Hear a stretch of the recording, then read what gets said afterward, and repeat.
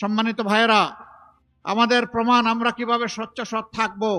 আমাদের দুইজন শহীদ নেতা, আমাদের সাবেক আমির শহীদ মৌলানা মতিউর রহমান নিজামী এবং শহীদ সেক্রেটারি জেনারেল জনাব আলী আহসান মোহাম্মদ মুজাহিদ, তারা তিনটি মন্ত্রণালয়ে দুই পর্যায়ক্রমে এই দুই দায়িত্ব পালন করেছিলেন। যতদিন ওই সংশ্লিষ্ট মন্ত্রণালয়ে দায়িত্ব পালন করেছেন, সেই সময়টা জুড়ে আমাদের কোনো প্রতিপক্ষ, শক্ত কোনো সমালোচক অথবা শত্রুও আঙ্গুল তুলে বলতে পারে নাই যে তারা অসৎ ছিলেন এবং তারা ছিলেন দুর্নীতিপরায়ণ, তারা ছিলেন স্বজনপ্রীতিপরায়ণ, এই কথা কেউ বলতে পারে নাই। দুই একজন নেতা এখন বলছেন, ঠিক আছে, আমরা এত অসৎ ছিলাম, আপনারা এত সৎ ছিলেন, তো ছেড়ে গেলেন না কেন?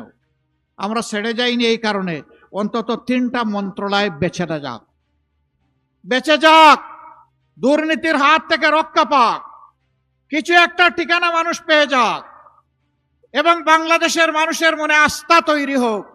ভালো মানুষের হাতে দেশ গেলে সৎ থাকা সম্ভব, দুর্নীতিও দূর করা সম্ভব।